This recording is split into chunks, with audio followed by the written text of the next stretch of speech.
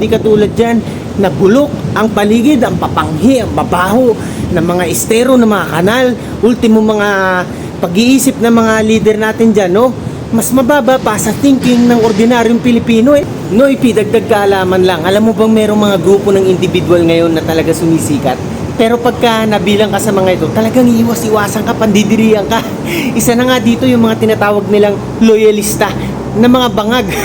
At yung isa pa, mga kakamping o pinklawan na mga NPA. Mga yan, hindi maiwasang isipin na para tayong masyadong putis babae, no? Kasi nga, papano, putis porcelana, no? Walang filter. Di ba? Ito nga talagang tirador ng mga Haponesa, mga Asyanong iabab dyan, di ba? Kahit yung mga Koreanong mga iabab natin, ito mga tipo nila, hindi yung mga mukhang mga chonggo na mga yan, ang mga mabubuhok ang mga kutis.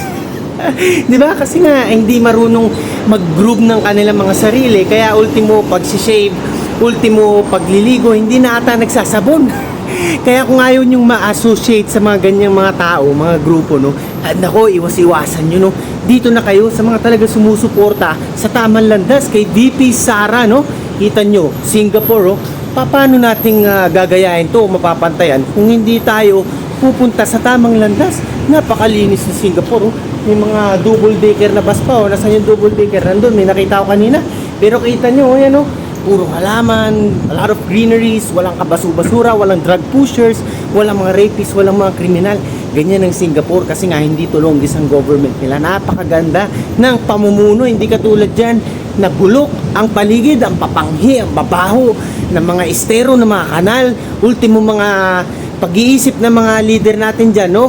Mas mababa pa sa thinking ng ordinaryong Pilipino. Ano pang asahan nyo dyan kung magpapatuloy kayong sumambat pa, halikan nyo yung mga paan ng mga yan, di ba?